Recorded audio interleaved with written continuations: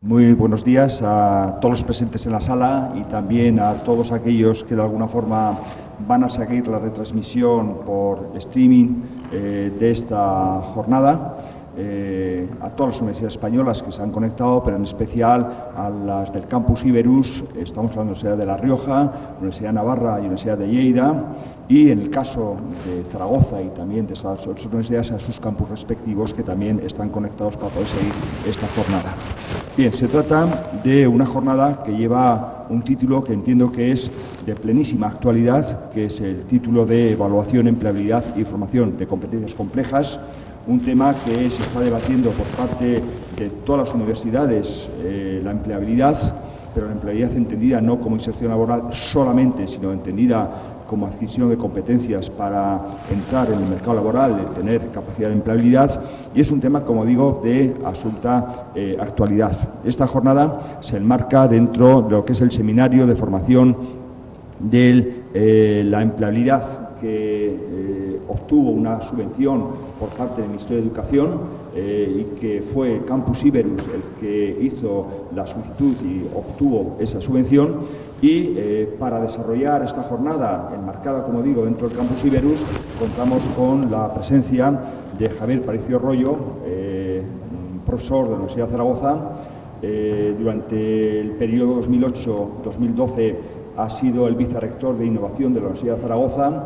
Es la persona que ha puesto en marcha todo el sistema de calidad de nuestra universidad, sistema de calidad que de alguna forma creo que hay que decir, y yo creo que nos llena de orgullo el decir que ha sido tomada como ejemplo por otras universidades por el procedimiento que se desarrolla en nuestra universidad y por la calidad que supone precisamente ese sistema que hemos puesto en marcha, y creemos, por lo tanto, que es la persona más adecuada, la persona que tiene más capacidad en estos momentos dentro de la Universidad de Zaragoza para poder explicarnos dentro de esos sistemas de calidad el papel de la evaluación, el papel de la empleabilidad y el papel de la adquisición de esas competencias complejas que de alguna forma es de lo que vamos a hablar a lo largo de esta mañana. Como ustedes sabrán también, hemos dispuesto una dirección de correo electrónico, concretamente es vrestu@unizar.es, lo tienen explicado también en la información que se les remitió a todas las universidades, y pueden perfectamente hacer preguntas a lo largo de esta sesión que nosotros trasladaremos al ponente, a Javier Paricio. Bien, sin más preámbulos, paso la palabra a Javier. Javier, cuando quieras, y muchísimas gracias por haber aceptado dar esta charla, que sabemos que es compleja porque no es algo que de alguna forma haya mucha literatura en estos momentos, y que por lo tanto estoy convencido que todo lo que nos digas va a ser muy ilustrativo y además muy novedoso. Gracias, Javier. Pues gracias, Fernando, gracias por la presentación, a todos los que estáis en la sala, también a los que seguís la sesión desde las pantallas. La verdad es que la empleabilidad es un tema que se está poniendo de moda entre las universidades españolas. Es un tema que es un término que empieza a sonar cada vez más en los campus universitarios y entre la gente que se dedica a la gestión dentro de las universidades, ¿no? En realidad yo creo que puede llevar casi 15 años desde el informe Deering en Gran Bretaña, ¿no? Llevan yo creo que casi 15 años dándole vueltas al tema de la empleabilidad, y tampoco es nuevo en España. Tampoco es nuevo en España porque cuando transformamos todos nuestros grados en función de las competencias, en lo que estábamos pensando no eran otra cosa más que empleabilidad, ¿no? De algún modo lo que estamos haciendo es recoger, seguir con un debate que teníamos ya y de algún modo acompasarlo a cómo se estaba haciendo el debate en otras partes de Europa, ¿no? Antes de nada, a mí me gustaría colocar lo que yo creo que es la definición más precisa de empleabilidad, que es la que dio Mans York. Él decía: es el conjunto de logros, conocimientos y características personales que hace que los individuos tengan más posibilidades de obtener empleo y tener éxito en las ocupaciones que han elegido. Aquí de esta definición hay algunos aspectos importantes, ¿no? Yo creo que el primero es el aspecto posibilista. Es decir, no es el empleo en sí, es la posibilidad de tener empleo. Y con eso está señalando claramente la distancia entre lo que es la inserción laboral y lo que es la empleabilidad. La empleabilidad es sencillamente las características de una persona para tener éxito, para conseguir empleo en su vida laboral. Es decir, es su adecuación al perfil de salida, no tiene que ver con la inserción laboral. Se supone que una mayor empleabilidad, es decir, una mayor presencia de esos rasgos, facilita la inserción laboral, pero depende de muchos otros factores que esto se ocurra de verdad, ¿no? Para hacerlo. Hay otra cuestión en la definición de empleabilidad que yo creo que habría que reparar, ¿no? El hecho de que las universidades estemos hablando de empleabilidad, lo que denota es que todos estamos percibiendo una cierta distancia entre la formación que dan las universidades y la formación necesaria a los perfiles profesionales, ¿no? Es decir, la pregunta que surge de todo este debate de empleabilidad es ¿cuál es la distancia que nos queda entre lo que nosotros estamos formando y lo que se necesita directamente? Pero claro, la pregunta es ¿lo que necesita quién exactamente? Lo que necesita la sociedad, lo que necesitan los estudiantes, lo que necesitan los empleadores, lo que necesita quién, ¿no? Porque yo creo que ese es un debate importante de cara a la empleabilidad. De hecho, todo el debate de empleabilidad ha estado cruzado por un montón de críticas en la línea que se decía que lo único que se pretendía era adecuar al mercado la actividad de las universidades y convertir a las universidades en un agente, en un subsistema más dentro del sistema económico, ¿no? Y sacarlo de lo que ha sido tradicionalmente su tarea, ¿no? Así que hay una definición de Morley que es muy significativa a ese respecto, ¿no? Y habla del ámbito británico donde todo el debate de la empleabilidad ha tenido más tradición, ¿no? Y él decía, en su preocupación por la empleabilidad de los graduados, el gobierno británico está aplicando una estrategia de ajuste de la oferta en un intento de reestructurar el mercado de trabajo en el Reino Unido por medio del desarrollo de capacidades individuales. Es decir, al final lo que se trata es de asumir esa teoría del capital humano en el cual en una sociedad del conocimiento una mayor formación de los individuos pues genera una mayor posibilidad de desarrollo económico, ¿no? Claro, pero esta es la visión desde la sociedad, ¿no? ¿Y cuál es exactamente la visión de los empleadores y cuál es la visión de los estudiantes? Realmente, al trabajar en las universidades por la empleabilidad, ¿trabajamos por los estudiantes o por quién estamos trabajando? Exactamente. Yo creo que ese es el primer asunto, porque dependiendo de cómo respondamos a eso, la cuestión de la empleabilidad dentro de las universidades debe abordarse de un modo o debe abordarse de otro. Vamos a hacer un pequeño análisis de eso, ¿no? Pongamos la visión normal, ¿no? Es hacer, bueno, ¿qué dicen los empleadores? De hecho, casi todos los estudios empiezan partiendo de reuniones de cualquier tipo en las cuales se le pregunta a los empleadores qué características demanda usted de la gente para emplearlos. Nosotros también hemos tenido aquí reuniones, además reuniones que funcionaron bien, ¿no? Para detectar qué tipos de cosas ellos estaban reclamando. Este es un enfoque muy tradicional, preguntarle a los empleadores, ¿no? Yo de esas reuniones que hemos estado, y recuerdo al menos 4 de esas reuniones con empleadores, con cámaras de comercio, con organismos relacionados con las empresas, yo saco algunas conclusiones, ¿no?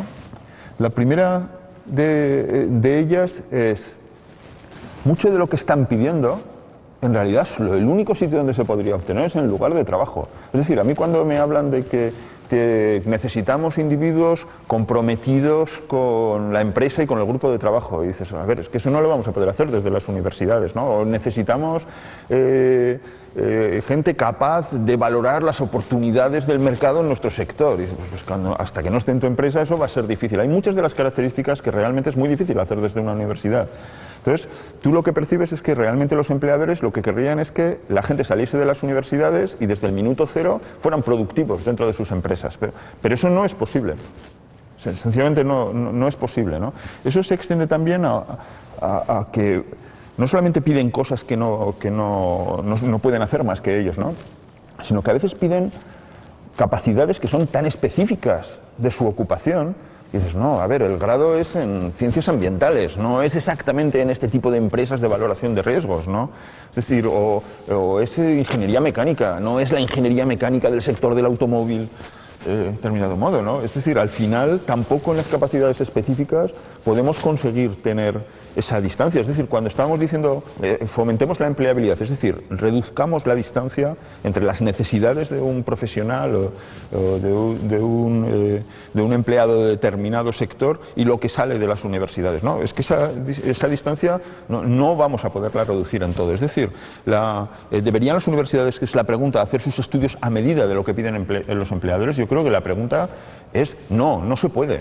Sencillamente no se puede. Siempre va a haber una distancia, ¿no? Pero claro, además hay otra cuestión importante, y es, nosotros nos debemos a los empleadores o nos debemos a los estudiantes como universidad. Porque claro, no solamente no podemos, la cuestión es si eso, si aunque pudiéramos en ese ajuste, si beneficiaría a los estudiantes. Porque si les formamos en cuestiones tan específicas que solamente tienen capacidad de ser productivos en determinado sector, en el momento en que el mercado cambie, en el momento en que las oportunidades de trabajo cambien, esta gente está vendida. Es decir, además hay una cuestión esencial, que es la diferencia entre la formación profesional y la educación superior, ¿no? Entonces, bueno, al final necesitamos gente con suficiente capacidad de abstracción, necesitamos gente flexible para entrar en determinados sitios, incluso para inventarse esos nuevos mercados, ¿no? No como es la forma de enfocar la formación profesional, en la cual decimos, bueno, es que necesitamos para hacer estos protocolos de trabajo con estas técnicas de trabajo muy precisas. La gente de formación profesional, la distancia entre la salida de formación y el empleo es muy corta porque es una formación muy técnica. Pero ¿es así como queremos la formación de educación superior? ¿De verdad queremos una formación tan técnica, tan específica que cubra?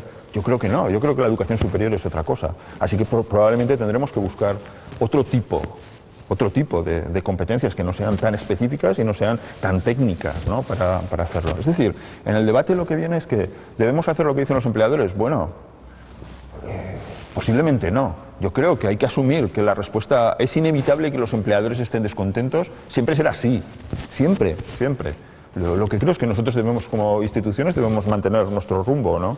Y debemos hacer variaciones en lo que estamos haciendo, pero no perder de vista lo que es la educación superior, porque ese no es el interés de los empleadores. Los empleadores quieren otra cosa, lo que quieren es prescindir de sus programas de formación, lo que quieren es prescindir de ese periodo de adaptación de 1 o 2 años hasta que uno llega a ser productivo.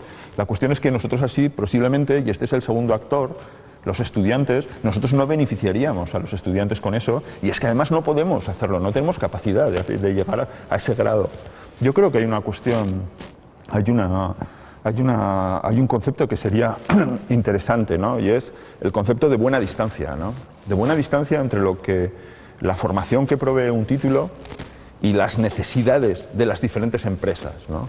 Hay una buena distancia, esa distancia no puede ser enorme, o si no, ese margen lo que hace es que los titulados realmente estén desorientados en el momento que salen con respecto a las necesidades de lo que se les está pidiendo. Pero tampoco puede ser tan cercano como para romper la flexibilidad que debe tener un título de universitario para entrar, para unir sectores, para inventarse nuevos sectores. Eso es la educación superior. Así que cuando decimos las competencias, las capacidades de quién, en realidad decimos, bueno, de los empleadores, sí, pero también lo que necesitan los estudiantes. Sí. Perdón, es que está rascando todo el rato la... Sí, ya me imagino en la chaqueta. Sí. Vale. Y solamente de estos, no. Cuando contestamos esa pregunta hay otra cuestión, y es, una cosa es lo que piensan los empleadores, que quieren una rentabilidad directa de las personas que pueden contratar, otra cosa es lo que dicen los estudiantes, y otra cosa es lo que dice la sociedad, ¿no?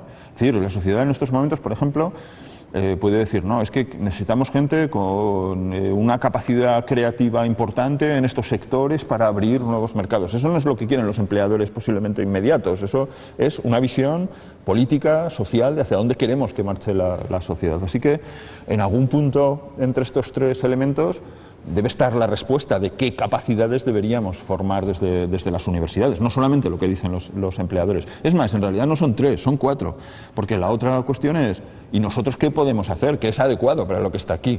Es decir, de todo eso que piden, de algún punto en la intersección entre esos 3 factores, ¿cuál es lo nuestro? ¿Qué es lo específico de la educación superior y qué es lo específico que nosotros podemos hacer mejor de lo que hacen otros sectores?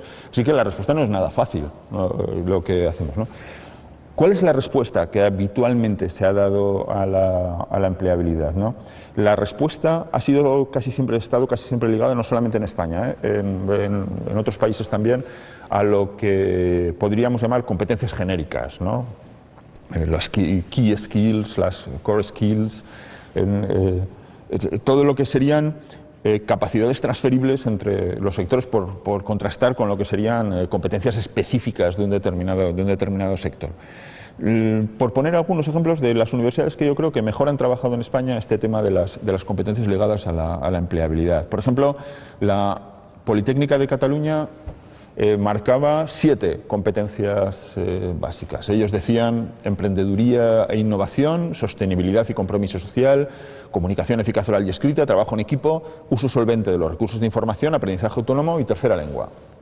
Bien, es más, es una politécnica y con la mentalidad de ingenieros muy bien ordenada, lo que hacen es subdividir a su vez estas grandes competencias en un montón de pequeñas competencias, dividirlas en 3 niveles, establecer prácticas específicas para meterla en los grados, es decir, tienen toda una estrategia para introducir esto dentro de sus grados, ¿no?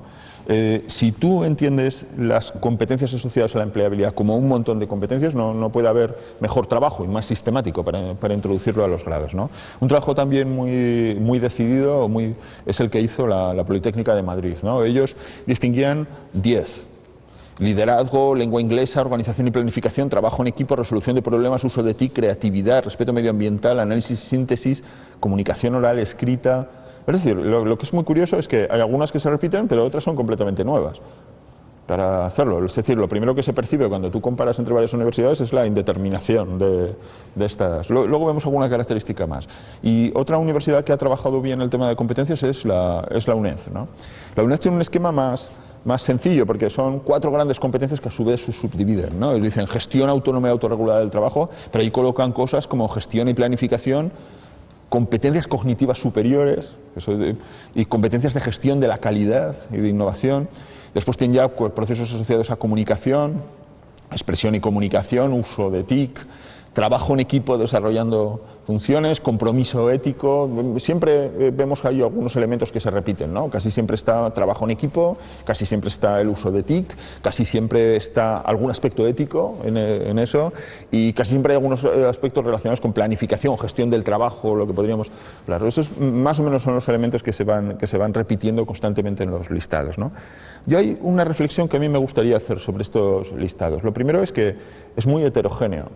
Es decir, no es lo mismo formarle a alguien en TIC que hablar de competencias cognitivas superiores o hablar de creatividad, por ejemplo, como se habla aquí. A ver, la creatividad no es del mismo orden que saber manejar unos determinados programas, es otra cosa completamente distinta, ¿no? O hablar, por ejemplo, de sostenibilidad y compromiso social, ¿no? A ver, la cuestión con estas competencias es esto cómo se introduce en los grados. ¿Qué es lo que vamos a hacer? ¿Cursillos? ¿Qué es lo que vamos a hacer? ¿O integrar las asignaturas? ¿Cómo? Porque empezando, la propia heterogeneidad de estas competencias las hace bastante complejas de introducir, ¿no? Dices, bueno, un curso de TIC, pues bueno, podemos hacer un curso 0 de TIC, o podemos hacer un curso avanzado y otro, bueno, no tiene mucho problema, ¿no? Pero la formación de las capacidades de comunicación, bueno, eso es otra cosa. Eso no se adquiere en un cursillo de 3 horas. Eso tú lo que necesitas es introducirlo dentro de una estrategia continua dentro de todo el grado, ¿no? Pero cuando hablamos de funciones cognitivas superiores o hablamos de creatividad, en realidad lo que estamos hablando es de enormes constructos sistémicos donde dices, bueno, a ver, es que lo que tienes que hacer es transformar al individuo prácticamente para lograr esos perfiles. Es decir, en algunas cosas hablamos de herramientas muy concretas que es posible introducir en cursos y en otras hablamos de verdaderas transformaciones de los individuos en una determinada dirección. Así que seguro que no estamos hablando de estrategias uniformes. En realidad aparte de esta cuestión de método, de cómo hacerlo, yo tengo una cuestión global sobre todo esto, ¿no? Y es, al final, lo que piden los empleadores o las claves del éxito de un estudiante en su futuro desarrollo profesional es saber TIC, saber comunicar, saber eso, o es todo a la vez, o es todo global.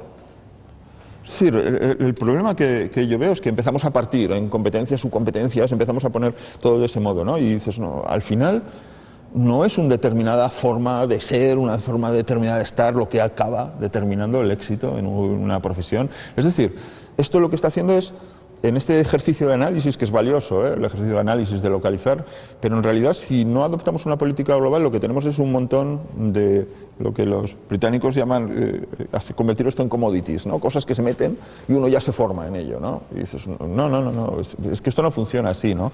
En realidad, si estuviéramos pensando en una persona de éxito en el mundo profesional, sería más fácil el utilizar una definición como la que utilizó Delors, ¿no? en su famoso de los 4 pilares de la educación, ¿no? Entonces, bueno, al final la empleabilidad es una forma de ser Es un saber hacer, es un saber convivir y es un conocer lo que tienes que conocer. Pero en realidad lo que estamos hablando es de una persona entera, ¿no?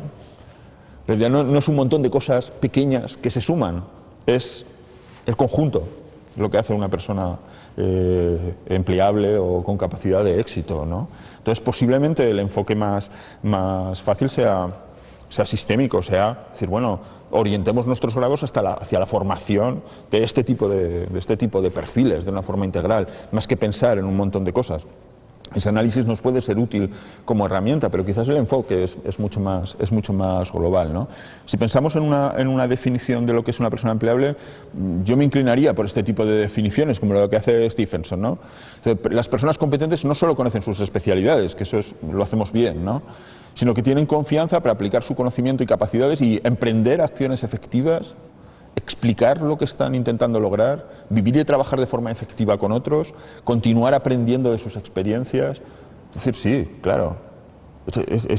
Si tú estás pensando, pongamos en la cabeza una persona que digamos es un tipo muy valioso, ¿no? Es una chica muy valiosa, ¿no? Pensemos en algo así, decimos, ¿cómo son, no?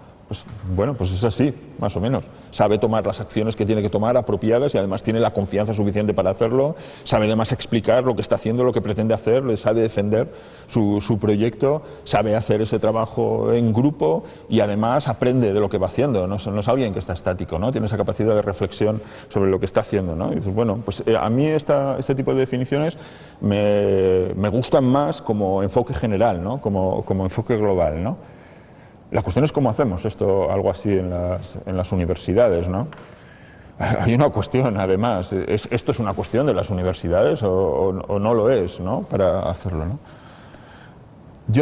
Hay un modelo de todo esto que a mí es probablemente el que más me gusta y además yo creo que es el que mejor enfoca toda esta cuestión. Es el modelo USEM, que Peter Knight y Mans York propusieron pues hace como, yo creo que será de hace 8 años, 9 años, empezaron a hacer toda una serie de publicaciones.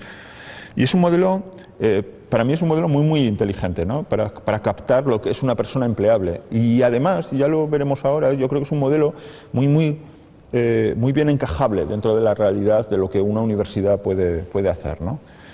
El modelo USEM lo que hace es, la U viene de Understanding, y él lo explica, lo que está hablando por understanding no son conocimientos como tales, lo que está hablando son de ideas, de conceptos, de una comprensión profunda de los temas, de lo que está hablando es de modelos mentales, o dicho de otro modo, de capacidad para interpretar situaciones complejas, de eso está hablando, de esa capacidad de interpretar situaciones complejas. La primera pregunta es si eso es exactamente lo que nosotros estamos haciendo, nos lo podríamos plantear. Si realmente estamos formando con todos los conocimientos que damos, al final formamos gente con esa capacidad de interpretación. Una situación compleja es un diagnóstico médico de una enfermedad no habitual, ¿no? O un diagnóstico, una situación compleja es analizar la actual situación económica o la actual situación política en ciencias políticas, ¿no? O analizar la grieta que ha aparecido en el puente del milenio y que nadie sabe por qué ha aparecido. Eso es la capacidad de análisis. Es una capacidad, por definición, transdisciplinar. Todas las interpretaciones complejas son transdisciplinares, ¿no? Así que cuando hablamos de comprensión profunda, en realidad estamos hablando de esa capacidad de alguien para coger todos sus conocimientos y ponerlos además, ponerlos en relación unas cosas con otras y además hacerlo de una manera crítica para saber qué es relevante de este conocimiento y qué no.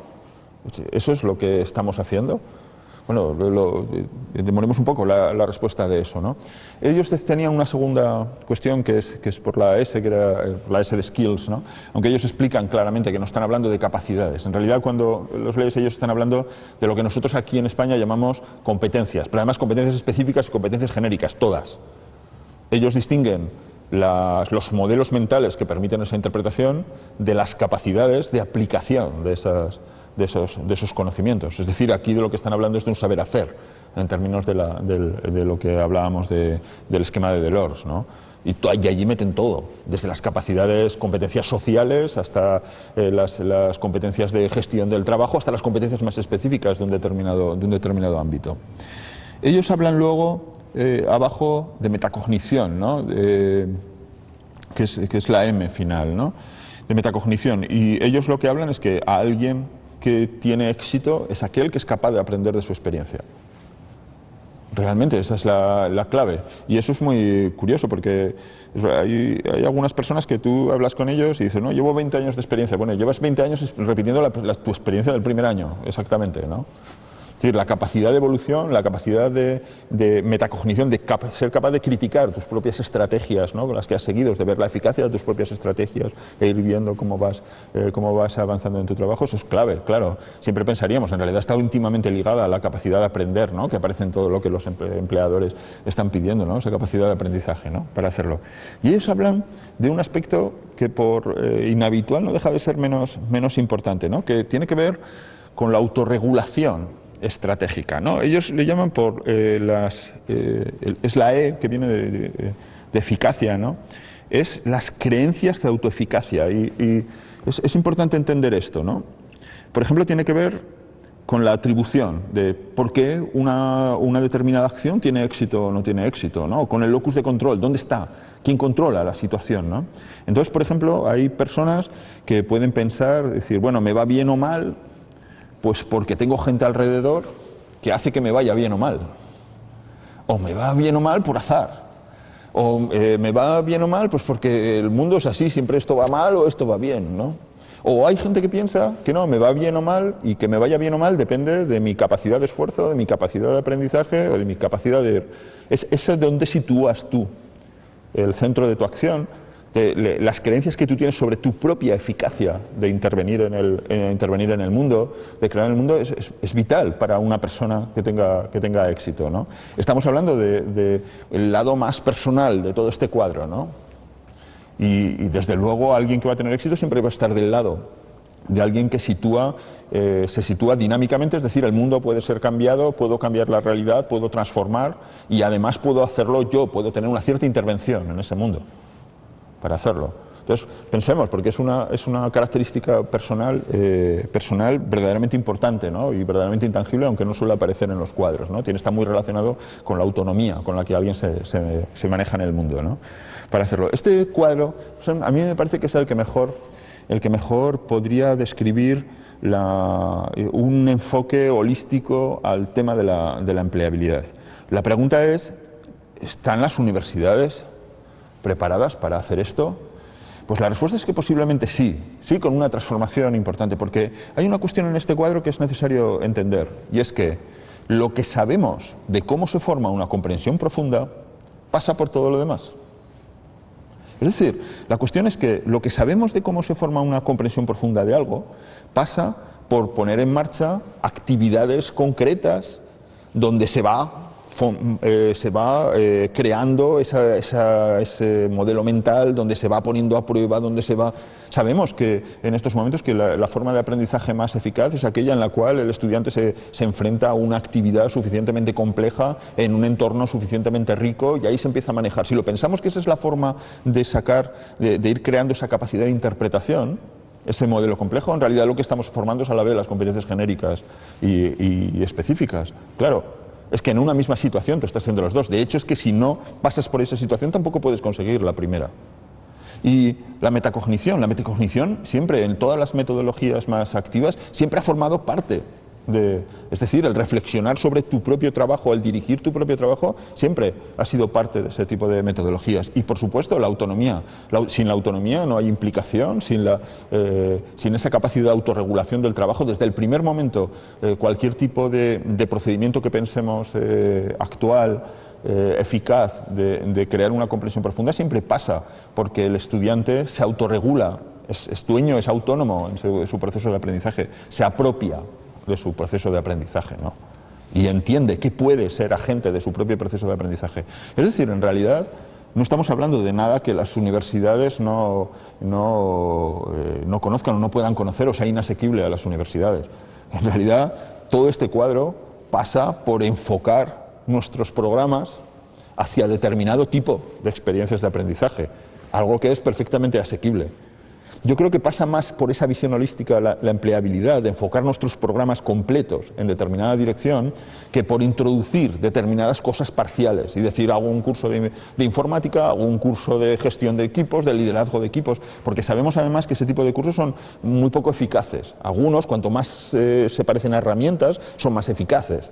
Pero con todo aquello que tiene que ver con, por ejemplo, trabajo en grupo, todo lo que tiene que ver con creatividad. Bueno, tú puedes hacer un cursillo de creatividad, pero yo creo que es más que dudoso que la gente salga creativa de allí, ¿no?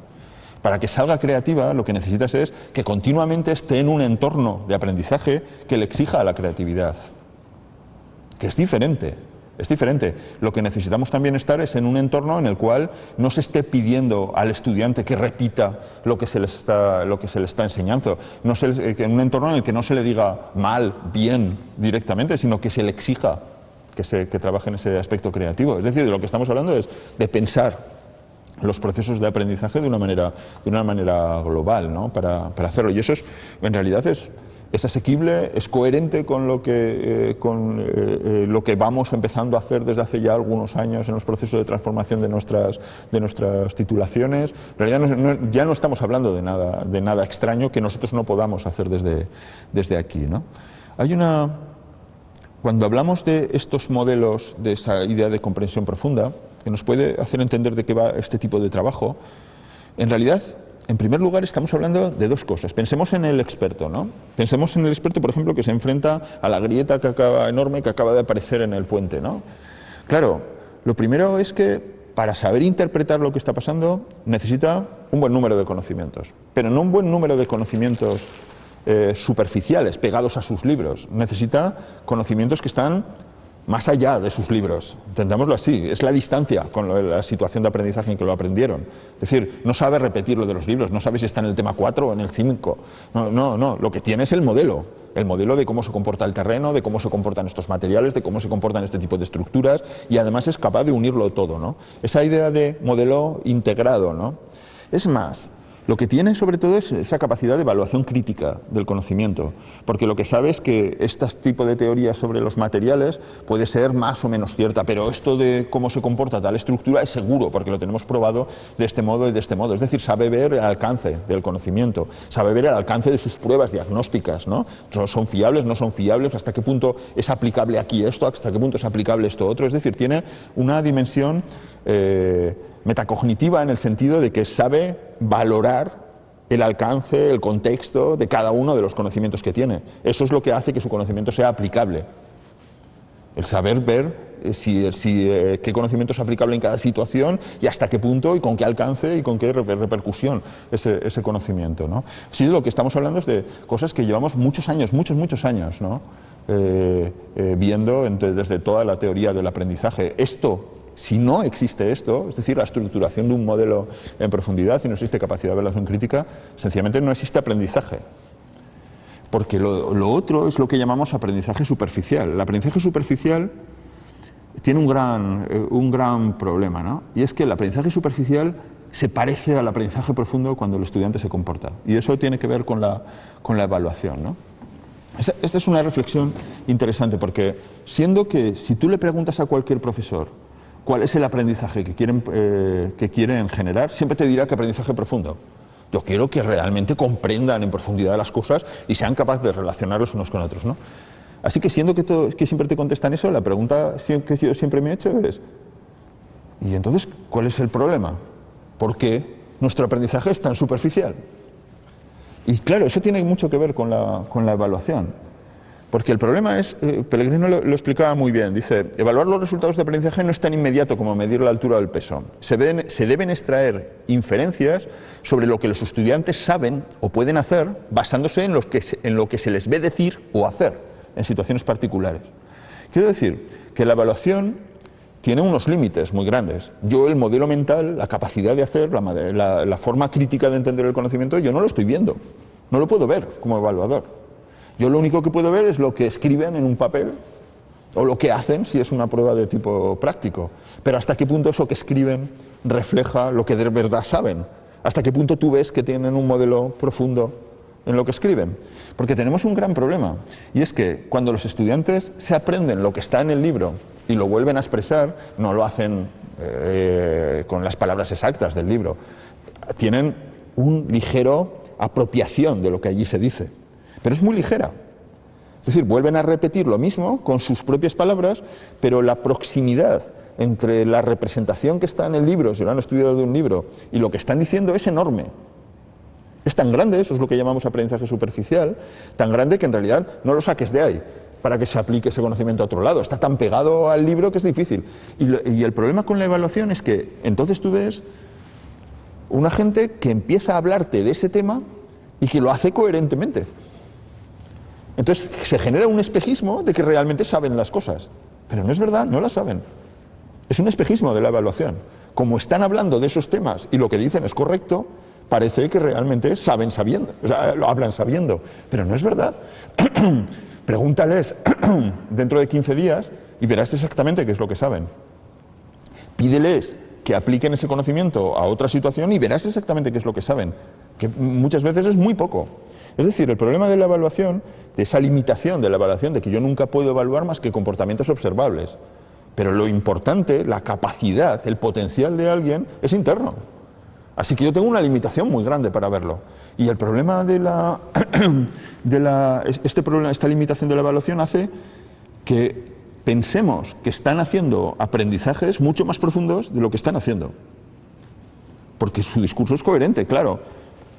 Claro, está cogido y parafraseando lo que está en el libro. Así que sí que es un discurso coherente. Y ya nos parece que nos está hablando el propio autor. Pero no es verdad, no es verdad. Esa persona tiene los conceptos cogidos absolutamente con pinzas para soltártelos en un examen, ¿no? Y nosotros solemos hablar de un término importante que es el de flexibilidad cognitiva, ¿no? El término de flexibilidad cognitiva, que yo creo que es un término muy valioso, ¿no? Es un concepto muy valioso. Habla de la distancia que hay entre el conocimiento tal y como se ha aprendido y el conocimiento que tiene un experto en la mente. Y la flexibilidad cognitiva es la capacidad de alguien de reformular todo su conocimiento sobre algo para aplicarlo a una situación concreta. En realidad, la flexibilidad cognitiva es lo que caracteriza a un experto, lo que caracteriza a una persona empleable. Si a mí me preguntan de un tema en el que soy experto, lo primero que hago es pensar cómo contestarte, porque lo que intento pensar es ¿dónde estás tú? ¿Y por qué me preguntas eso que me estás preguntando? ¿Cuál es tu interés? Porque claro, sobre un mismo tema yo puedo hacer 20, 30, 100 discursos distintos, dependiendo de quién me pregunte, dependiendo de la situación concreta. Porque mi conocimiento no está pegado a los libros que leí, ni a las personas a las que escuché hablar. No, es un conocimiento autónomo y es flexible. Yo puedo utilizarlo de formas muy diversas, ¿no?, para hacerlo. Pero nuestros estudiantes no. Nuestros estudiantes que se acaban de leer el libro y te acaban de decir, hazles la misma pregunta formulada de otro modo. Hazles que relacionen un tema de otro y veremos exactamente cuál es su nivel de profundidad. Hay que entender que la profundidad del conocimiento es infinita.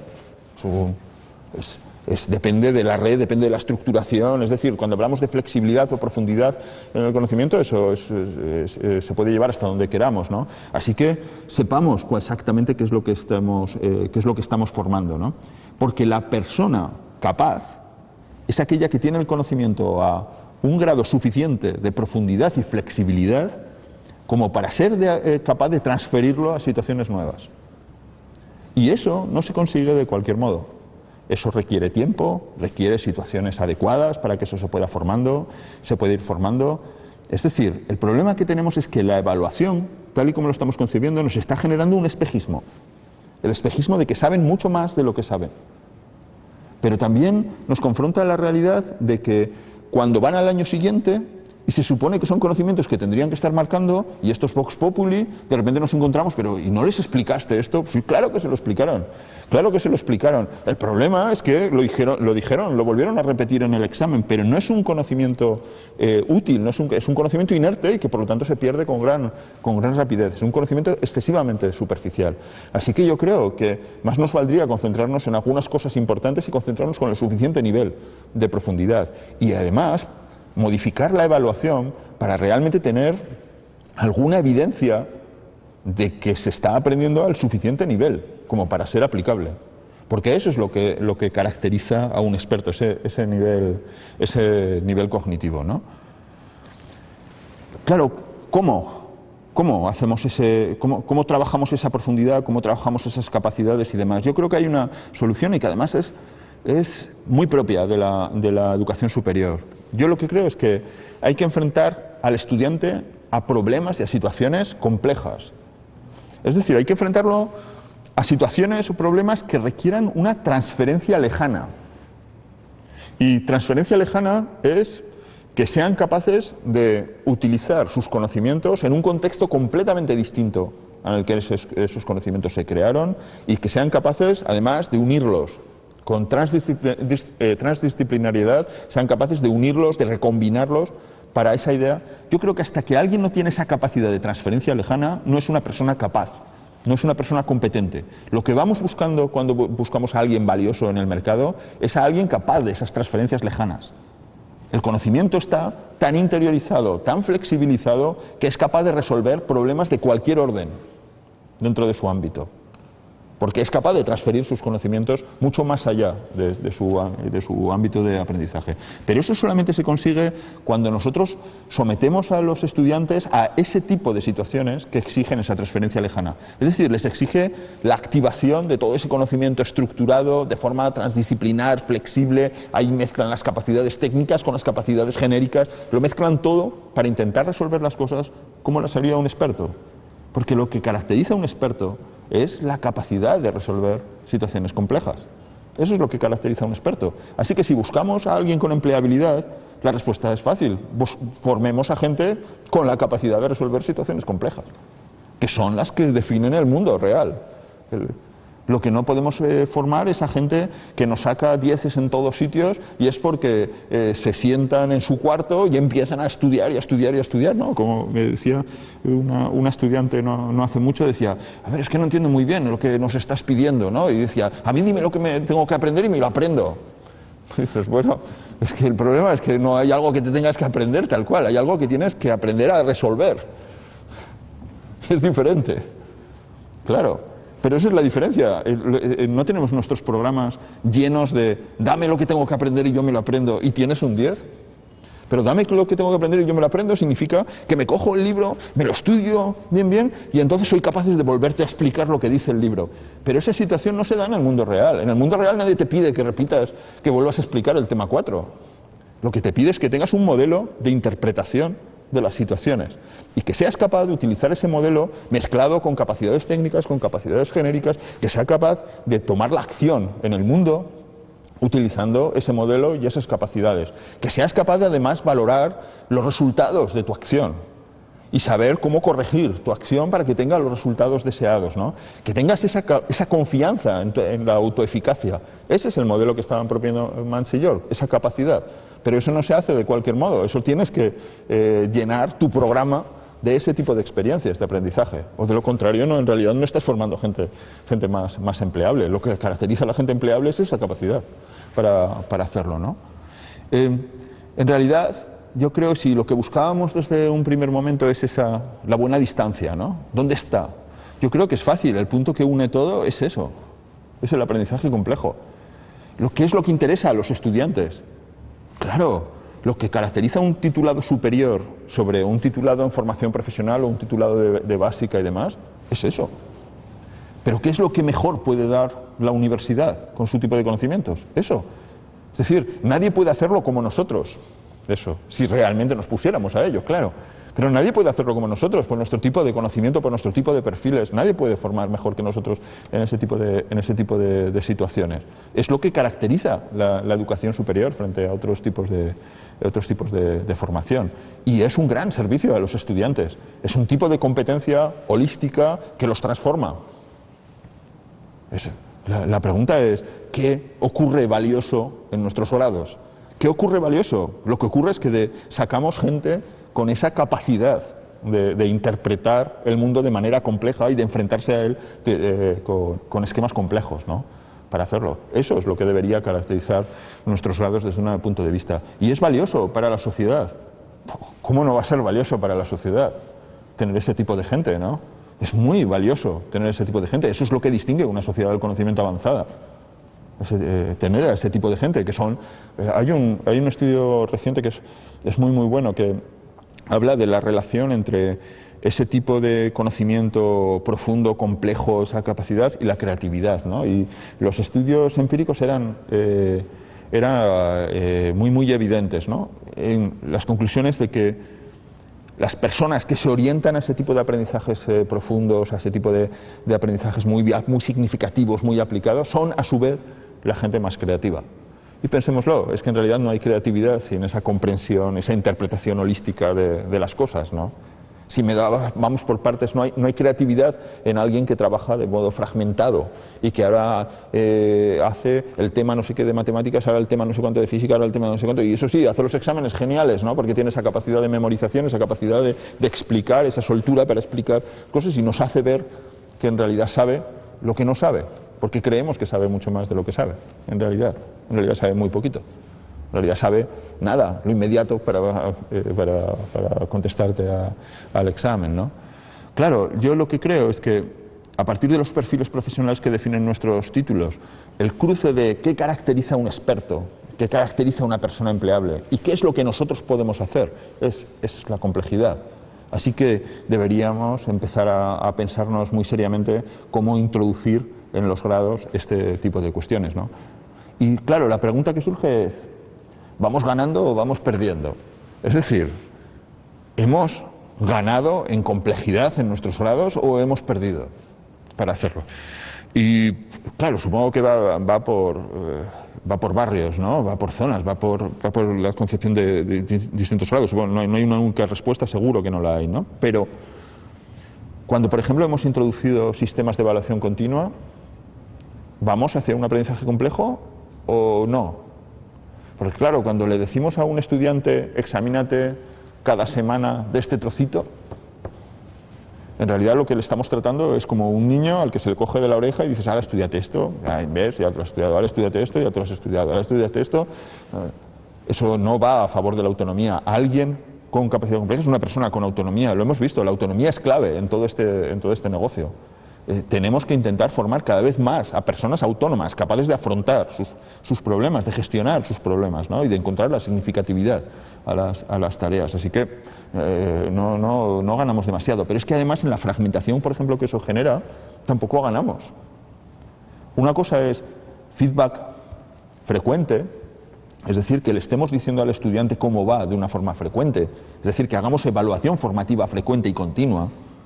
Y otra cosa muy distinta es que fragmentemos las tareas en un montón de piezas y al final el estudiante se enfrente a un montón de cositas pequeñas, ¿no?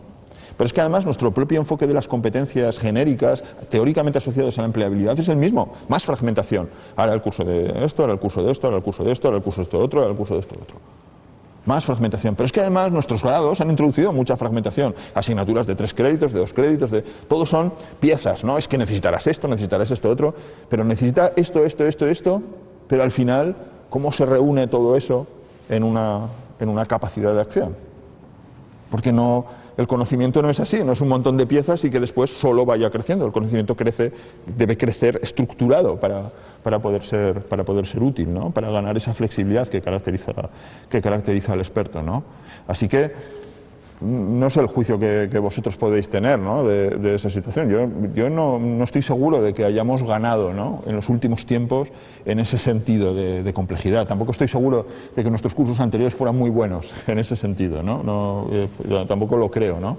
Yo creo que nuestros cursos anteriores eran excesivamente académicos, ¿no? La distancia que teníamos con las necesidades era enorme y es verdad que hemos acortado esas distancias. Ahora tenemos muchos más practicum, ahora tenemos muchas asignaturas con trabajos prácticos, es decir, sí, hemos ganado, pero con todo ese montoncito de trabajos prácticos, de prácticas pequeñas y demás, al final estamos haciendo lo verdaderamente importante, porque hemos ganado en algunas cosas, pero igual hemos perdido también en otras, porque también en algunos de esos cursos antiguos eran cursos donde la reflexión se hacía a grandes bloques, ¿no? Donde había enormes reflexiones. Ahora a lo mejor tenemos muchas capacidades mucho más pequeñas. Hemos acortado la distancia, pero igual no nos estamos dirigiendo en todos los casos hacia las situaciones ideales, ¿no? No sé qué es la opinión que podíais tener de eso, ¿no? De cómo va. ¿Vosotros creéis que hemos ganado? ¿Creéis que hemos perdido? Sí. ¿Se oye? Sí. Bueno, yo personalmente, bueno, primero te agradezco que nos permitas intervenir. Digo que agradezco que nos permitas intervenir porque la verdad es que está siendo una exposición muy interesante, pero también muy densa, y por lo tanto te agradezco esta posibilidad.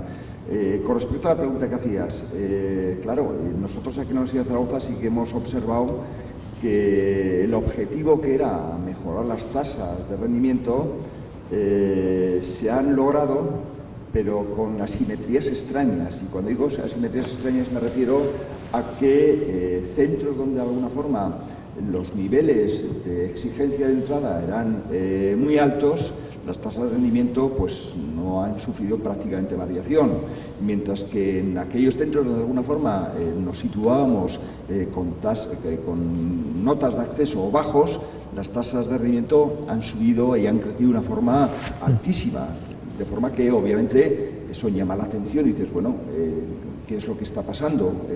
En la línea de lo que preguntabas, de qué observamos. Y luego una cuestión que a mí me parece importante, y es que en lo que comentas de evaluación continua, yo la reflexión que haría es que ese feedback que hay que hacer, que es la evaluación continua, la estamos equivocando, la estamos confundiendo en la línea que planteabas y de esa fragmentación, pero también en una cosa que me parece importante, y es que yo no sé hasta qué punto, y es mi propia reflexión, no sé hasta qué punto la evaluación continua la tiene que hacer el estudiante o esa evaluación continua la tiene que hacer el profesor. No sé si me explico. Es decir, ¿es el estudiante el que tiene que hacer semana a semana, llevado de la oreja, ese tipo de evaluaciones, o es el profesor en el aula, en función, lógicamente, en los lugares donde sea posible, por el número de estudiantes, el que tiene que estar haciendo esa evaluación continua sin necesidad de hacer ese tipo de exámenes continuos, de pruebas continuas? Es el profesor el que tiene que hacer? Es que creo que de alguna forma yo entiendo que la evaluación continua, que la evaluación continua se refiere más a esa segunda parte, más que a la que realmente estamos haciendo. Es un poco mi reflexión. Sí, lo que ocurre es que cuando hablamos de evaluación, o hablamos a veces de evaluación formativa en el sentido de que no conduce a una calificación. Es decir, tú cuando haces evaluación no siempre pones calificaciones. De hecho, para mí un buen diseño del trabajo, la mayor parte de las veces que evalúas tú no pones calificación, es información para ti, ¿no? Y hay un efecto de la evaluación formativa que es importante, y es que la evaluación formativa es la herramienta fundamental para hacer autónomo al estudiante. ¿Por qué? Porque conforme vas dando evaluación formativa, el estudiante va interiorizando los criterios, va aprendiendo los juicios de valor, cómo hacer juicios de valor sobre su propio trabajo. Hay un aprendizaje allí que tiene que ver del lado de la metacognición que hablábamos. Entonces, cuando tú estás haciendo evaluación continua, no solamente le estás formando sobre la materia específica, no, le estás enseñando a autoevaluarse, de tal manera que conforme va avanzando el curso, cada vez requiere menos de ti. Cada vez es más posible poner en marcha sistemas de coevaluación entre los propios estudiantes, ¿no? O de autoevaluación, sencillamente, porque cada vez el estudiante va teniendo más capacidad autónoma de juicio. Pero claro, eso se tiene que formar. En algún momento tú tienes que empezar a hacer ese trabajo con él. A mí me parece que la evaluación formativa en ese sentido es el trabajo más importante que podamos hacer, que pueda hacer un profesor. El más importante, es el que es insustituible. Lo demás, la determinada información, pues está en los libros, está en todos sitios, pero la evaluación formativa no la hace nadie. Entonces, yo creo que es la prioridad. Los estudios en eso además son muy consistentes, ¿no? El efecto que tiene sobre el aprendizaje la evaluación formativa es enorme, ¿no? Entonces, cuando hablamos de evaluación continua, ¿de qué estamos hablando? ¿De una fragmentación de evaluación sumativa, de calificaciones? ¿O estamos hablando de esto, ¿no? De que periódicamente, y primero muy protagonizada por el profesor y después cada vez de forma autónoma, el estudiante revisa por dónde va su trabajo y luego al final se enfrenta al proyecto y obtiene la calificación que sea, ¿no? Es decir, el confundir evaluación continua, es que el término evaluación continua ¿estamos hablando de evaluación sumativa o de evaluación formativa? Continua evaluación, que se suele decir a veces. Claro. ¿Estamos hablando de continua evaluación sumativa? Claro. Entonces, no, la evaluación continua es valiosa cuando es formativa. Puede tener notas o no, pero cuando tiene sobre todo un propósito formativo. Por eso es valioso. Si tú lo que tienes es dividido tu asignatura en 20 exámenes, de los cuales no les das además información rica, no pierdes el tiempo de explicarles por qué está bien, por qué está mal, porque ¿vale? Tú lo que tienes es, te doy la nota y te doy la nota del examen. Tú no ganas nada. Lo único que pierdes es en fragmentación de toda la asignatura. Creo, ¿eh? Bueno, yo creo que la conferencia está resultando realmente muy clarificadora, ¿no?, de lo que es la empleabilidad primero y cómo de alguna manera se puede contribuir a esta empleabilidad con ese concepto que has definido también al principio de la charla, ¿no? En cuanto a el hecho de que haya mucha fragmentación con estas competencias transversales y demás, y que tendríamos que buscar una forma de evaluar de forma global, ¿no?, esa adquisición de competencias, que además pueden tener unos grados. Bueno, quizás ese sería un buen papel de los trabajos fin de grado, ¿no?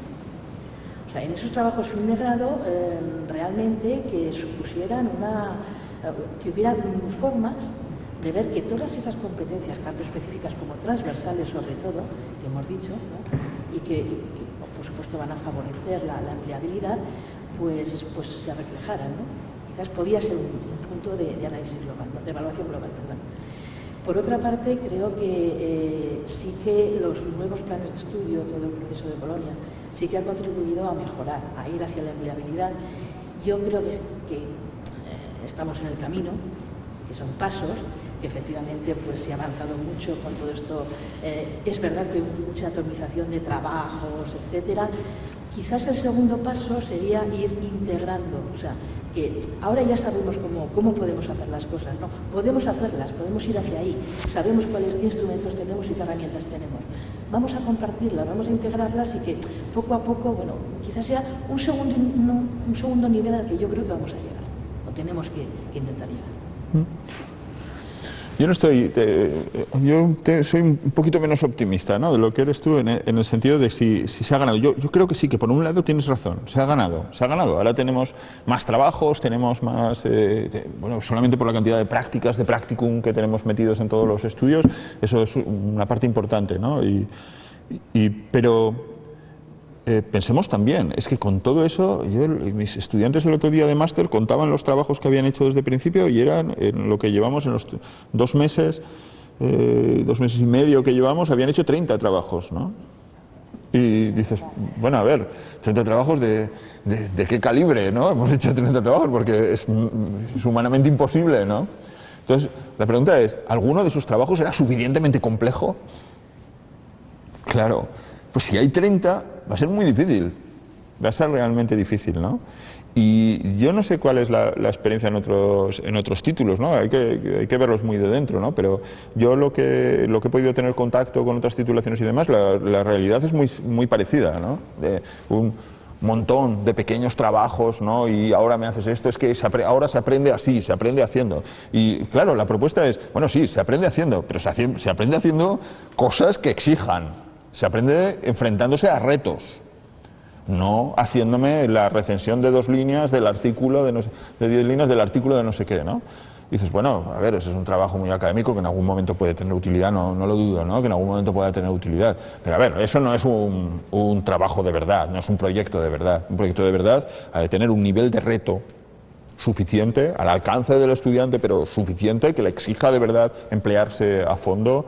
Debe exigir que mueva todo su conocimiento, el que tiene, el que no tiene, el que se busca, debe exigir que haga ese trabajo, ¿no? Porque si no, no hay avance, no hay realmente aprendizaje, ¿no? Entonces, yo tengo la sensación, planteémoslo esto de este modo, ¿no? Nuestro sistema educativo en general trabaja hacia la autonomía de los estudiantes. Si yo tuviera que pensar un objetivo del sistema, diría formar al final gente autónoma socialmente y autónoma profesionalmente para ganarse la vida, ¿no?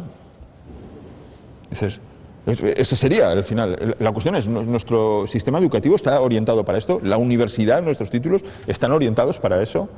Realmente tú puedes decir, hombre, a mí me parece que alguien al final de 4º grado es, obviamente, aunque solo sea por edad, es mucho más autónoma que la gente de primero, ¿no? Para hacerlo. Pero ¿hacemos un trabajo específico para eso? Porque yo cuando veo los grados, es muy curioso, porque veo los mismos tipos, excepto el trabajo de fin de grado que tú mencionabas, veo los mismos tipos de trabajo en cuarto que en primero. Dices, no lo entiendo, no lo entiendo. Sí, a estas alturas deberíamos estar haciendo cosas completamente distintas, ¿no? Entiendo las limitaciones de primero, pero no las entiendo las de cuarto. Pero es por nuestra propia forma de concebir los títulos, donde el que llega en cuarto ya no sabe nada de lo que se ha hecho en primero y llega de nuevo y le daría igual de esa asignatura en primero que en cuarto. Y dices, pues no, no es lo mismo. No es lo mismo. En estos momentos en cuarto tienen que estar cocinando todo su conocimiento en retos de altura. O de lo contrario no estamos formando gente verdaderamente empleable. No estamos generando gente valiosa, ¿no? Y coincido contigo en que el trabajo fin de grado es un buen sitio, pero no puede ser el único sitio. No puede serlo, no puede serlo, no puede serlo porque ese proceso de capacidad de enfrentarse a situaciones complejas es progresivo. Tú tienes que tener en todos los cuatrimestres, tienes que tener proyectos de verdad, de los que desde el primer momento, ya el primer cuatrimestre el estudiante dice, uy, esto de la universidad es otra cosa. Aquí me tengo que enfrentar a cosas en condiciones. Aquí no vale aprenderse el libro y soltarlo. Aquí, si no sabes las cosas de verdad, y entendamos lo que todos entendemos por saber, ¿no? No resuelves el problema, ¿no? La cuestión es, nuestros estudios están hechos con ese tipo de experiencias para hacerlo, porque yo en eso sería más moderado que lo que tú puedes ser, ¿no? Pero en todo caso pasaría por, efectivamente, antes de llegar al trabajo a fin de grado, pues hacer trabajos de integración, y de alguna manera ir o apoyar todo lo que sea encaminarse a esos trabajos de integración. Es verdad que la universidad es muy diversa, los grados son muy diversos, pero sí que ya hay experiencias muy positivas y que, bueno, creo que se trata de que se difundan porque se puede llegar. Y es un trabajo lento, hay una inercia muy grande, pero bueno, poco a poco yo creo que hay que ir hacia ahí, ¿no? Yo creo que eso está claro, entonces, bueno, pues animar. Sí.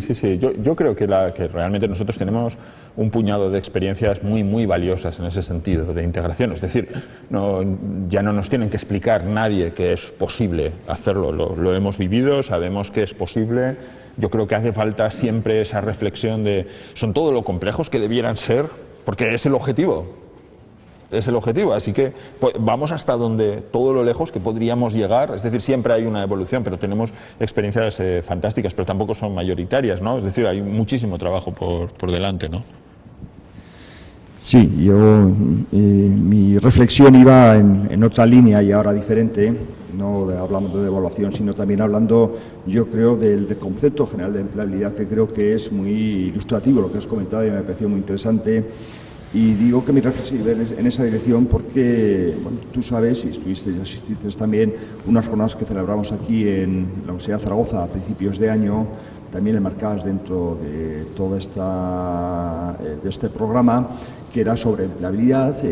Tuvimos aquí al presidente de la Unión de Universidades Europeas, estaba también el vicepresidente de la CRUE, y en esas sesiones se estuvo hablando de empleabilidad, pero en líneas generales yo tengo la sensación, y es mi reflexión, de que cuando se habla de empleabilidad no estamos hablando de la empleabilidad que hemos visto hoy en esta sesión, sino que estamos hablando de otro tipo de empleabilidad, que está muchísimo más vinculada a lo que son inserciones laborales, que está mucho más vinculada a salidas profesionales, que está mucho más vinculada a intentar ajustar los programas a las competencias profesionales, pero que de alguna forma ese tipo de cuestiones no se trabajan ni siquiera por parte de la universidad en general, que creo que además cuando se hace la reforma del Espacio Europeo de Educación Superior no se plantean los términos que estamos hablando ahora, sino que se plantea también en términos más economicistas, más de inmediatez, más de buscar, digamos,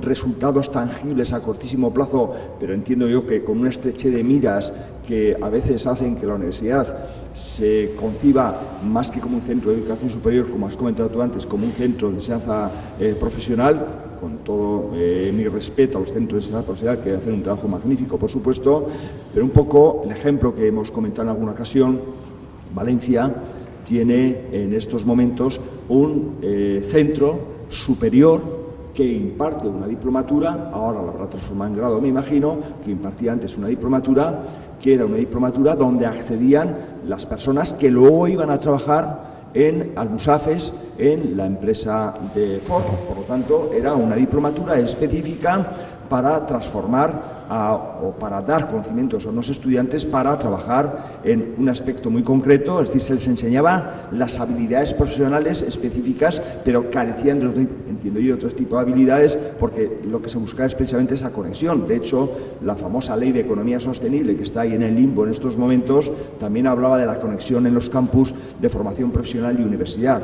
Entonces, me da la sensación de que, de alguna forma, los planteamientos que están haciendo van justo en la línea contraria de lo que estamos hablando en estos momentos, y a mí me parece, por la forma en que lo has expresado, yo entiendo perfectamente que esa capacitación en competencias complejas, evidentemente esto es formación activa, es aprendizaje profundo, significa, y ahí me entran también dudas, bueno, y el profesorado está capacitado también para dar ese tipo de competencias. Entiendo que en general sí, pero creo que de alguna forma, bueno, sí, en el sentido de que de alguna forma se está preparando para ello, pero también todavía adolecemos de unas prácticas que en muchas ocasiones son unas prácticas, pues, bueno, no voy a poner el ejemplo de siempre de los folios amarillentos que se están repitiendo en clase, pero bueno, esto ocurre. Entonces, eso es todo lo contrario.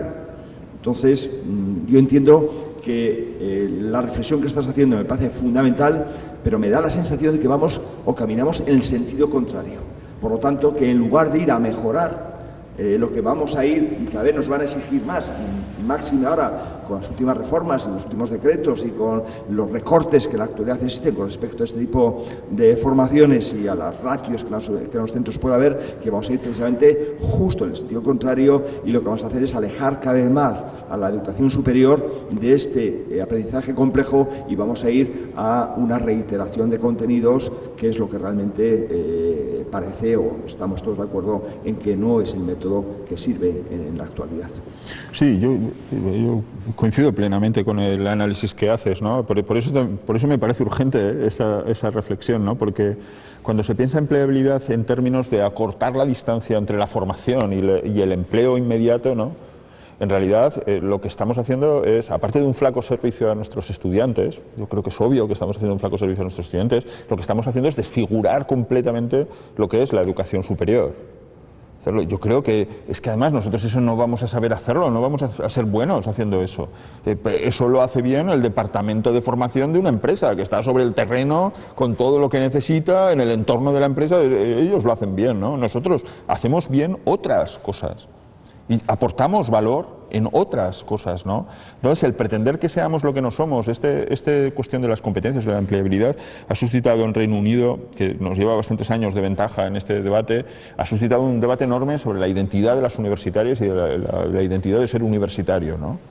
Pero dices, bueno, a ver, si ahora lo que formo es directamente, estoy en la Ford, dentro de la planta de la Ford, explicando cómo se hacen estos procesos mecánicos y cómo se dirigen, cómo se hace esta ingeniería de no sé qué, exactamente qué soy, ¿no? ¿Soy un profesor universitario? ¿Qué soy exactamente? ¿No? Ha generado ese tipo de debate. Y lo que ha ocurrido es que en el Reino Unido hay un reflujo claro de eso. Un reflujo claro porque es que el problema es que se desvirtúa todo. Es que puede ser rentable para los empleadores de forma inmediata, pero es altamente perjudicial para los estudiantes, pero tampoco es rentable para la sociedad. Tampoco es rentable. Lo que es rentable a la sociedad es tener gente formada en el mejor sentido de la palabra. Y con el mejor sentido yo no estoy hablando de una formación académica, no. Estoy hablando en el sentido que he hablado, de decir, no, gente capaz. Gente capaz de interpretar las cosas, gente capaz de ser creativas en el entorno, gente capaz de emprender en el entorno porque entiende las oportunidades que puede haber en ese entorno, es capaz de pensar nuevas formas. De eso estamos hablando. Y de esos seríamos buenos. Yo creo que tenemos gente muy buena para hacer eso. El problema es que no tenemos la cultura docente para hacer eso. Porque sí que tenemos la gente adecuada, todos los investigadores que tenemos están enfrentados a problemas de una complejidad enorme, están acostumbrados, lo que define lo complejo siempre es la multidimensionalidad, nunca hay respuestas Si no, siempre es necesario balancear entre un montón de cosas, siempre estás navegando en una situación de incertidumbre sobre lo que hay, pero en investigación tú estás plenamente acostumbrado a ese entorno. Es decir, un profesor universitario, un investigador está navegando en ese terreno siempre, ¿no?, para hacerlo. Así que sí que tenemos la gente que podría hacer eso bien. Tenemos mucha gente que podría hacer eso muy bien. El problema es que no tenemos la cultura docente para transformar eso en experiencias valiosas para los estudiantes. Pero otros sistemas lo están haciendo, esa transformación, y funciona bien, no hay gran problema. Es cuestión de tomarse, y ese es uno de nuestros problemas, ¿no?, institucionales de la universidad en España. De una vez tenemos que tener una orientación institucional hacia los estudiantes y el aprendizaje. Porque el problema es que estamos aquí para eso.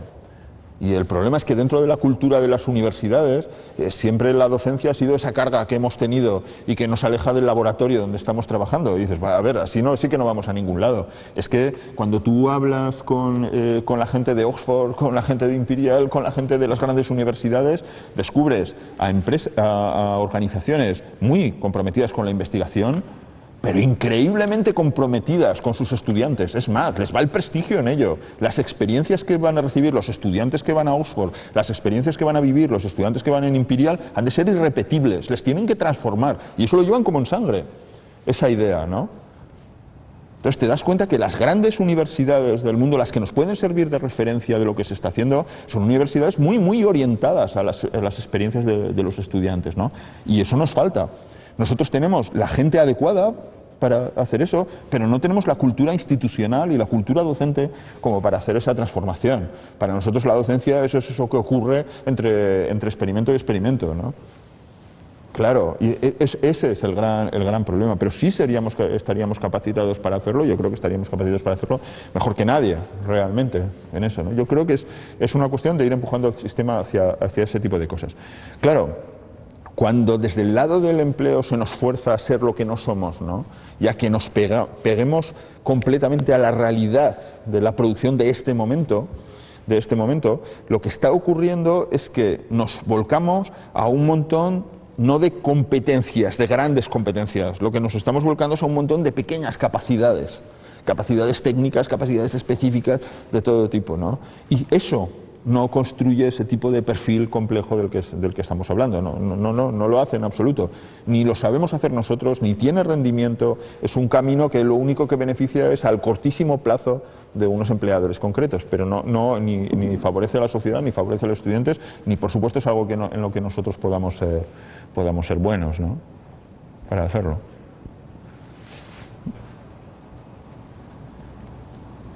Yo creo, ¿continuamos un poquito? ¿Sí?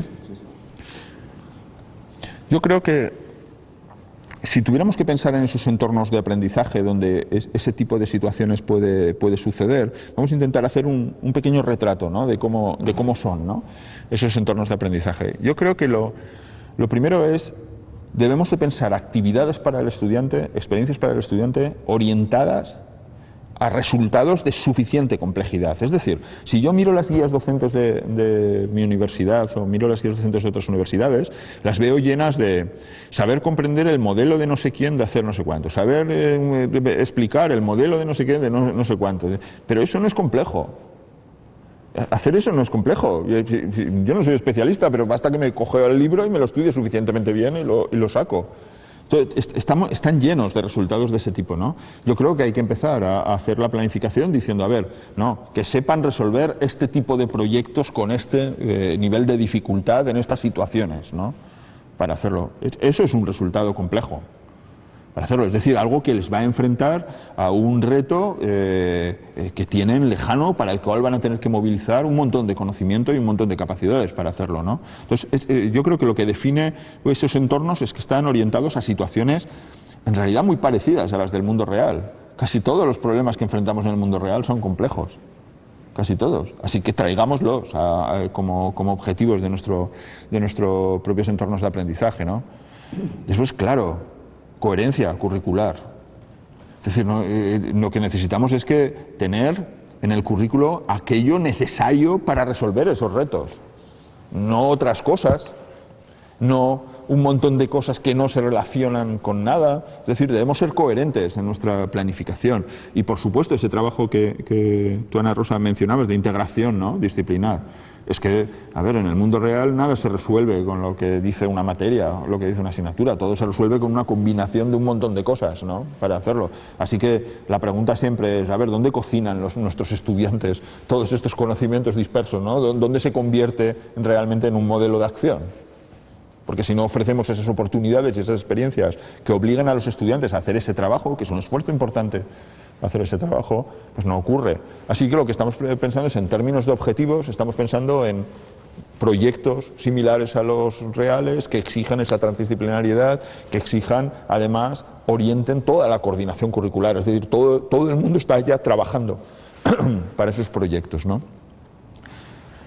Claro, lo que necesitamos es que las actividades, primero, tengan suficiente relevancia. Y cuando digo relevancia, no solamente relevancia real, es decir, que el problema sea relevante en el mundo real, sino también que sean relevantes para los estudiantes, relevancia percibida.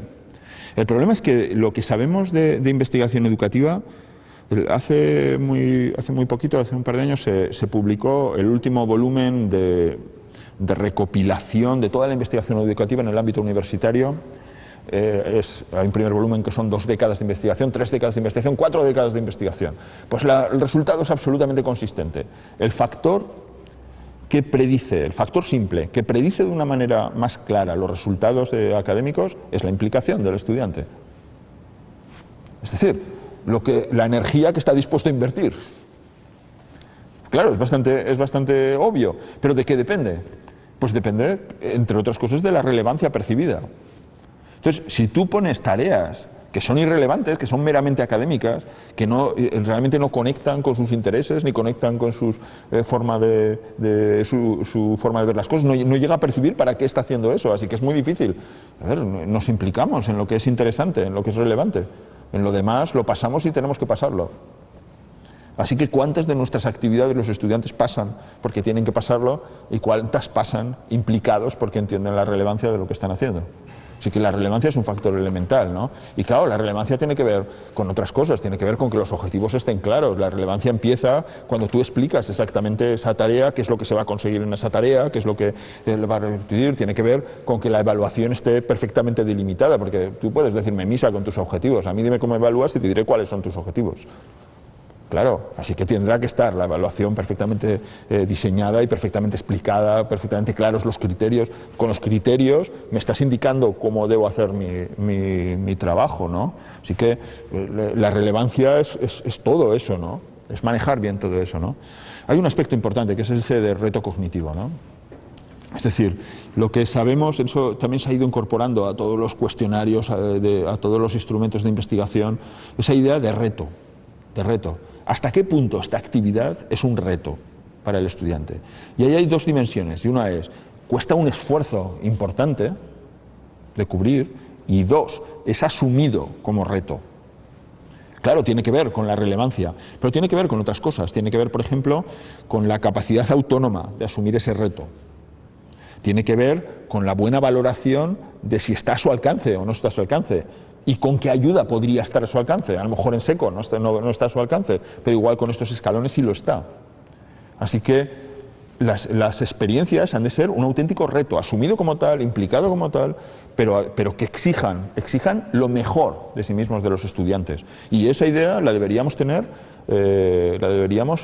grabada a fuego. Cualquier profesor. He de generar para mis estudiantes, he de proponerles experiencias en las cuales tengan que ir a muerte.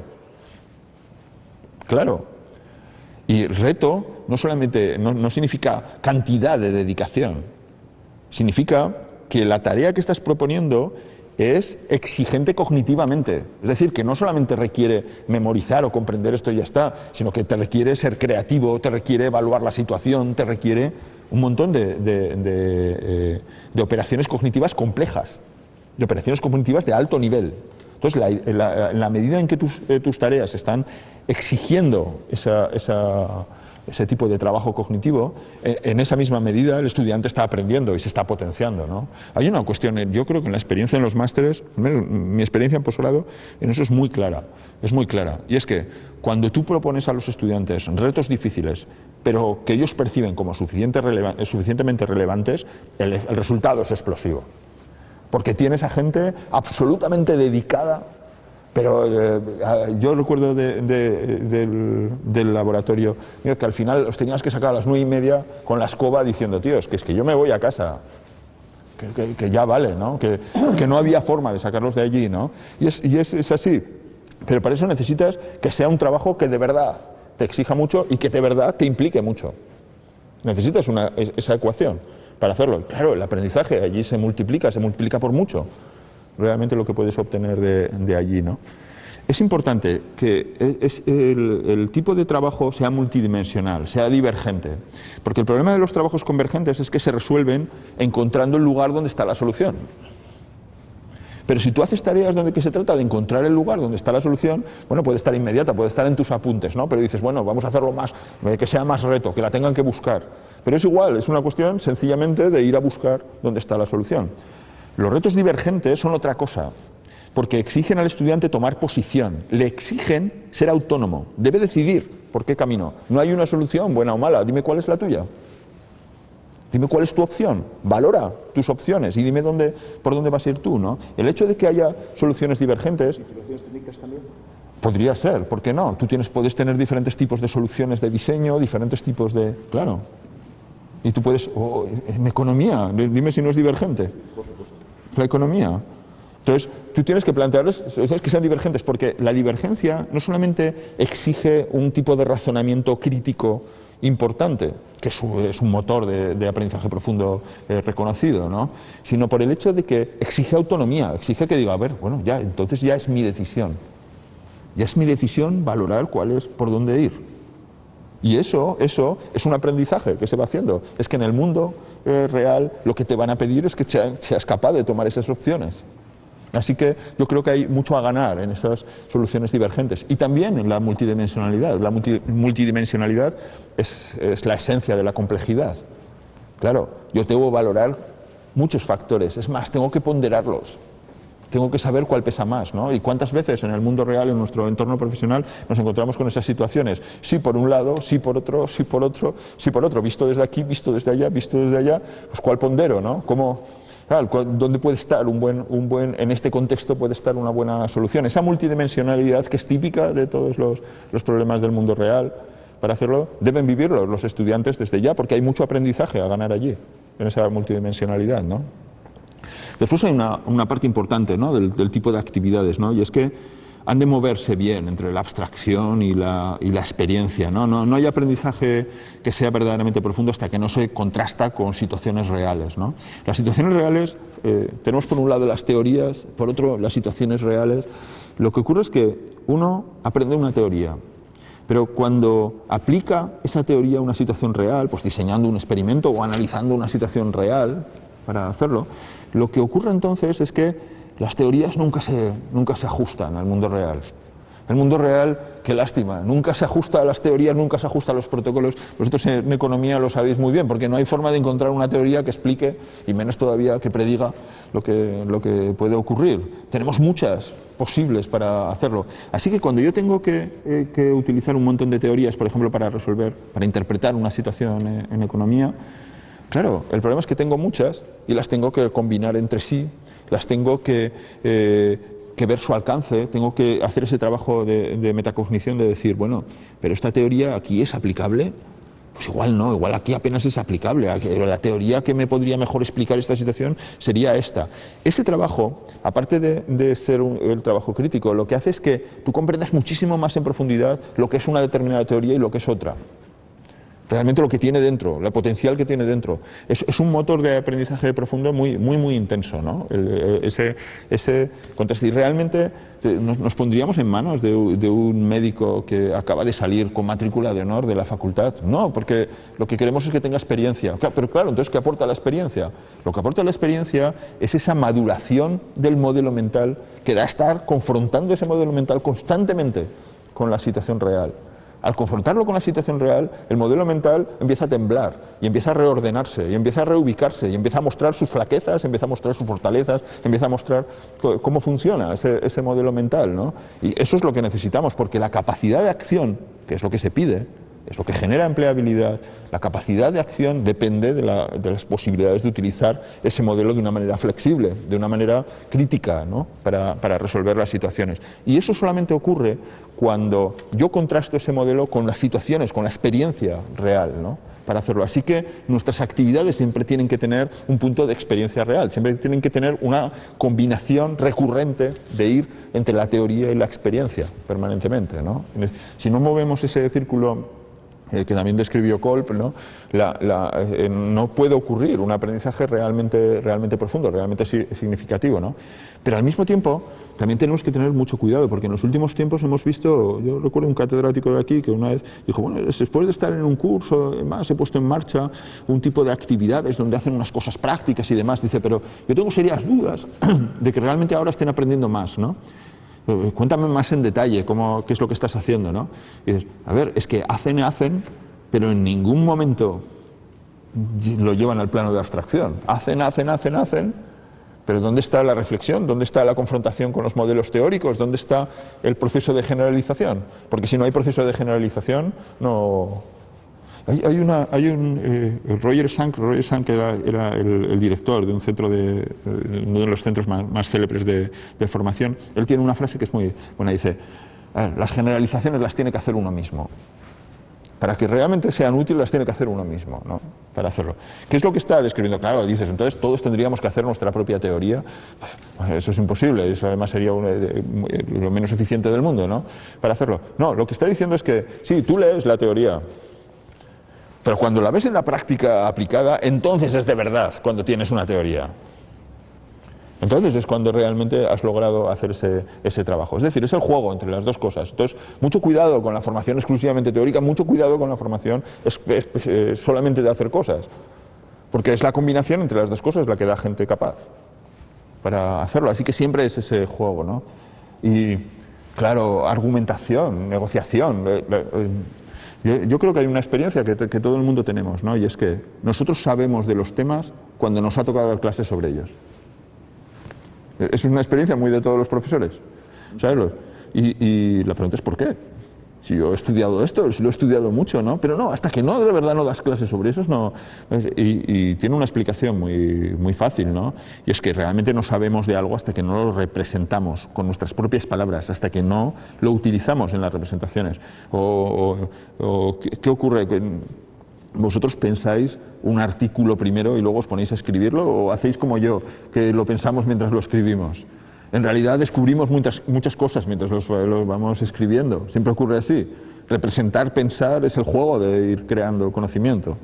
¿Sí? No hay realmente conocimiento profundo si no lo he escrito, si no lo he hablado, si no lo manejo, si no lo empiezo a manejar los conceptos yo mismo, ¿no?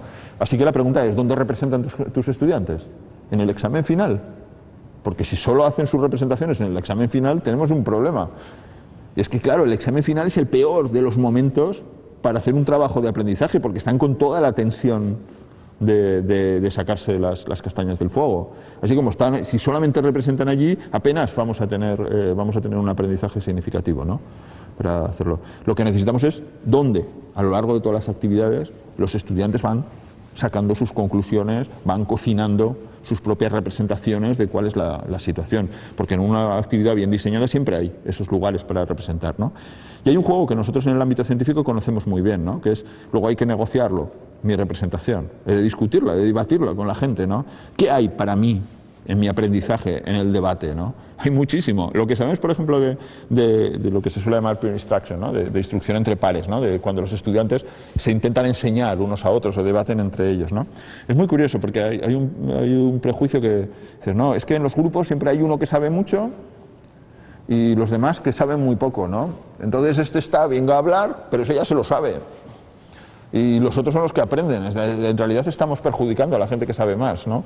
Pero eso es absolutamente falso. El que más aprende de un grupo es el que más habla. Siempre. Es el que enseña. El que más aprende en nuestras clases somos nosotros. Siempre. Claro. Entonces hay que entenderlo, ¿qué se le ocurre? Y claro, en el hecho de hablar con alguien, de explicarle tus ideas, él te contesta. Lo que está ocurriendo en ese proceso es que yo te explico, ya hay un proceso valioso, porque acabo de formular las ideas, las estoy asentando, las estoy refinando mientras las estoy hablando. Pero tú me contestas desde otro punto de vista, así que he de repensar todas mis ideas desde tu punto de vista para poderte contestar. Entonces, pensar ¿qué hay en mis ideas que puedan dar respuesta a lo que tú me estás diciendo? ¿O cómo puedo rebatir lo que estás diciendo? Porque yo no estoy de acuerdo, pero ¿cómo rebatírtelo? ¿Cómo modificar mi propio modelo mental para, en todo ese juego de ir debatiendo, vamos profundizando, matizando, cuestionando nuestro modelo? Es cuestionar nuestro propio modelo, el que conduce a irlo haciendo crecer, irlo matizando, irlo haciendo verdaderamente operativo para trabajar en el mundo, ¿no? Para hacerlo. Eso en la gestión se vive muy bien. Tú tienes un primer proyecto de algo, ¿no? Pero entonces empiezas a hablar con unos, a debatir con otros, y eso va creciendo, va profundizando, vas viendo un montón de cosas que no habías visto, va ganando, ¿no? Y lo ves cómo va ganando, ¿no? Todo, y va adquiriendo verdaderamente su lugar, ¿no? Para hacerlo y hasta convertirse en una propuesta operativa, realmente. Porque pocas propuestas son operativas nada más que salen de tu cabeza.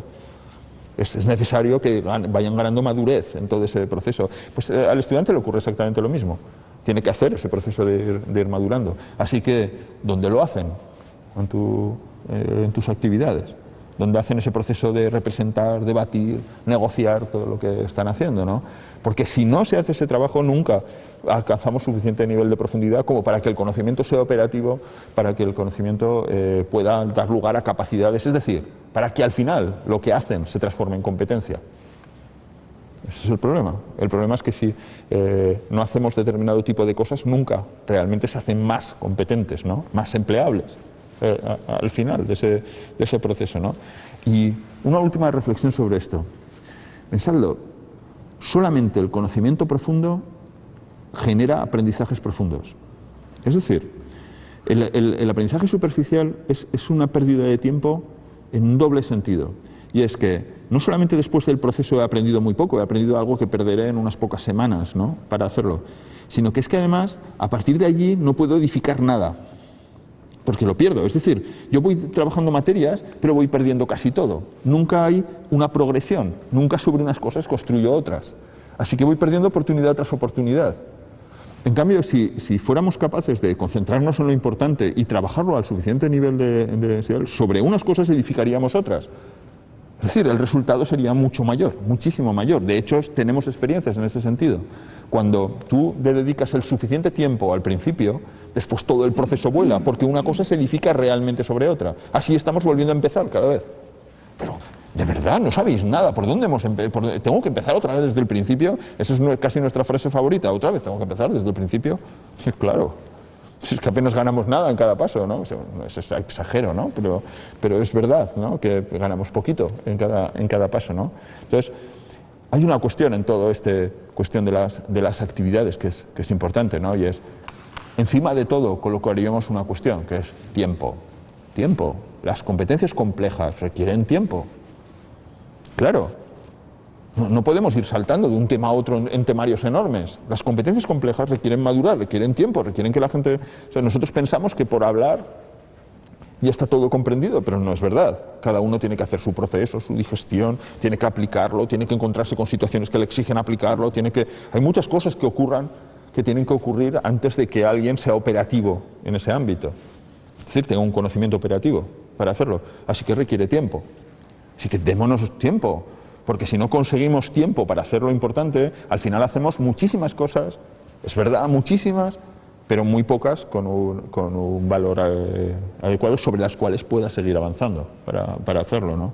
Así que yo creo que eso. Y por último, la evaluación, ¿no? Hemos adelantado algunas cuestiones sobre la evaluación. Yo creo que es importante entender que la evaluación es el elemento del proceso que modela directamente cómo trabajan los estudiantes. Así que la evaluación es directamente responsable de la orientación del estudiante hacia el aprendizaje superficial o el aprendizaje profundo.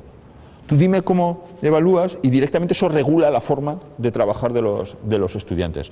Así que es un aspecto crítico, ¿no?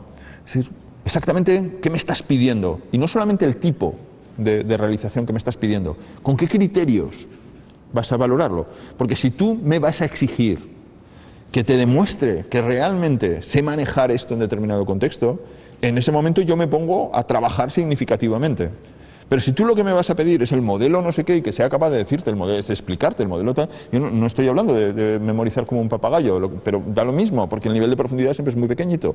Cuando yo te vuelvo a reexplicar con mis propias palabras algo, sí, es un primer nivel, pero no es suficiente. No es suficiente para que el conocimiento sea operativo. Así que debe poner pruebas de evaluación que dirijan al estudiante hacia determinado tipo de orientación en el aprendizaje, ¿no?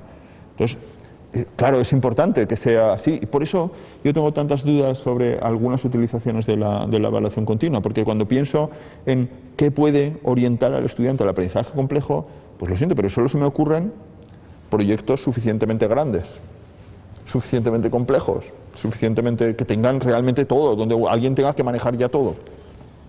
Entonces, cuando yo pienso en una evaluación sumativa final, donde yo pueda verdaderamente testear si hemos conseguido llegar a eso, al final lo que pienso es una prueba grande al final, y no estoy hablando de un examen final tradicional, estoy hablando de algo, una realización que me permita ver que hemos llegado donde hemos tenido que llegar. Por eso tengo tantas dudas, ¿no? ¿Realmente lo estamos haciendo bien o lo estamos haciendo mal, ¿no? Con tanto énfasis en la evaluación continua, ¿no? Porque no dudo que hay momentos en que la evaluación continua puede ser valiosa, seguro que hay situaciones en las que puede ser valiosa, ¿no?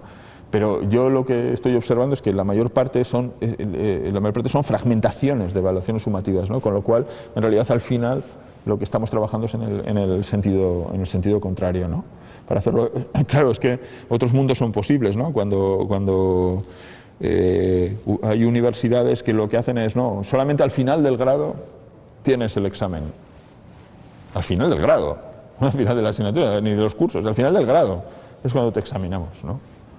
Ahí dices, claro, otros mundos son posibles, ¿no? Eso sí, te examinamos a fondo. Claro, pero es en ese lugar. El resto, evaluación formativa. Y además, muy directa, tutorización muy directa de tu trabajo. Claro, ese modelo está claramente orientada en este sentido, ¿no? Hay una cuestión que es importante entender de la evaluación sumativa. La evaluación sumativa tiende a hacer estudiantes tácticos. Es decir, cuantas más evaluaciones pongo, el estudiante más directamente se orienta hacia resolver el examen. Mientras que si demoro muchísimo la evaluación, lo que está ocurriendo es que el estudiante tiene espacio para encontrarle placer a aprender. Uno de los elementos fundamentales para que la gente se oriente hacia hacer un aprendizaje de verdad es que tenga motivación intrínseca. Es decir, que le interese, que le guste lo que está haciendo. Eso es vital. Pensémoslo en nuestra experiencia de cada uno. ¿En qué cosas cuando en nuestra etapa académica realmente aprendimos de verdad? Pues allí donde tuvimos tiempo para dedicarnos y meternos porque nos daba la gana. Y me da igual que lo pidan en el examen o no lo pidan. Esto me gusta mucho, ¿no? Ahí es donde aprendimos de verdad. Así que, claro, el problema es que si yo pongo un montón de evaluaciones sumativas, el estudiante está siempre pensando cómo resuelvo el próximo examen. Y al estar siempre pensando cómo resuelvo, nunca tiene espacio para encontrarle placer a la materia. Hay un placer de todos los humanos, sentimos, en aprender cosas, en sentirnos cada vez más capaces, ¿no? Y ahora resulta que estoy aprendiendo estos modelos económicos y ahora soy capaz de interpretar qué narices está pasando con la bolsa, ¿no? Hay un placer en conocer. Entonces, si no ocurre ese momento de placer de conocer, en realidad estamos perdiendo gran valor, un enorme valor. Y eso se pierde con la evaluación sumativa. Por ejemplo, ahora todo el proyecto del Ministerio de poner más reválidas, ¿no? En la idea que es completamente antieducativa, ¿no? De pensar que cuantos más filtros pongo, cuantos más de eso voy a hacer exigir que la gente se esfuerce más. Perdona, es que la investigación dice lo contrario. Lo que ocurre entonces es que los estudiantes ya solo trabajan para el examen. Y claro, el trabajo para el examen es casi por definición un trabajo muy superficial. Así que terminará el examen y casi no tendremos nada. No vamos a ganar. Necesitamos que la gente vaya desarrollándose. Necesitamos empujarle. No necesitamos que poner un montón de filtros con la creencia de que cuanto más te exijo en el filtro final, más te vas a esforzar. No, te esfuerzas más cuanto más placer sacas en el aprendizaje. Cuanto más significativo es, entonces es cuando te esfuerzas más. De lo contrario, sí, me esfuerzo, paso muchas horas para pasar tu examen y hago exactamente lo que me pides para tu examen. aplico un pensamiento absolutamente económico. Pero eso no genera aprendizajes de verdad, no va a generar el perfil de personas formadas en el que estamos pensando, ¿no? Por eso, y en nuestros grados universitarios ocurre lo mismo, ¿no? Cuidado porque la evaluación sumativa tiene ese efecto perverso de hacer perder el placer a los estudiantes por el propio estudio, ¿no? Tiene ese efecto de convertirlos en aprendices tácticos que lo único que buscan es responder al examen. Así que ¿dónde está el espacio? ¿Dónde disfrutan? ¿Se metieron en esto porque esto les gustaba? ¿Dónde disfrutan? ¿Dónde le están cogiendo más y más placer a esta materia? ¿Dónde está ese espacio? Porque esa es una cuestión esencial. Y mientras tanto, en ese desarrollo, necesitan esa evaluación formativa, necesitan feedback. Y el feedback se puede dar de mil formas, ¿no? Es verdad que el feedback es posiblemente lo más caro que podemos hacer, porque requiere casi tratar a la gente una a una para hacerlo. Así que es lo más caro, pero también es lo más valioso. Así que igual debemos reequilibrar nuestra parte de enseñanza, nuestra parte de evaluación formativa, porque lo más valioso que podemos hacer posiblemente es ese trabajo de evaluación formativa sobre los estudiantes. En este trabajo de evaluación formativa el estudiante se va haciendo autónomo, va siendo capaz cada vez más de juzgar su propio trabajo. Es más, el aprendizaje, la evaluación formativa está ligado, conforme van ganando autonomía, van ganando placer por lo que están haciendo, se van sintiendo más capaces y eso va generando más implicación, lo que va generando más aprendizaje es un círculo virtuoso. Lo que consigues disparar con ese proceso, ¿no? Entonces siempre es una inversión valiosa todo lo que tiene que ver con evaluación formativa, ¿no? Para hacerlo. Yo creo que todo eso es lo que configuraría unos estudios que nos llevarían más directamente a personas empleables en ese otro sentido, no directamente vinculados a las necesidades de una empresa concreta, sino en el sentido de decir, no, vamos a formar gente verdaderamente bien formada en el sentido de capaz en el mundo, ¿no? De hacer las cosas, ¿no? Personas con capacidad de manejarse autónomamente en el mundo, de poner en marcha proyectos valiosos en el mundo, ¿no? Dentro de una empresa o emprendiendo nuevas, da lo mismo el contexto, pero son capaces de esa creatividad, son capaces de esa capacidad de enfocar las cosas de otro modo, pero eso no se consigue con unos programas absolutamente técnicos, absolutamente ligados a capacidades muy específicas, ¿no? Hay que dejar respirar los grados, hay que dejar que realmente vaya madurando ese aprendizaje, tengan su tiempo de ir madurando, ¿no? A mí me parece que sí que es un mensaje un poco urgente, ¿no? A ver, reconsideremos esto, porque igual no lo estamos haciendo tan bien, ¿no? Es una reconsideración que además no solamente ocurre aquí, una reconsideración que se está haciendo en muchos sitios, ¿no? Es decir, a ver, que esto de la empleabilidad igual lo estamos malinterpretando, ¿no? Que igual es otra cosa, la empleabilidad en el ámbito de la educación superior, ¿no? Para hacerlo, ¿no? Pues, si tenéis cuestiones sobre eso.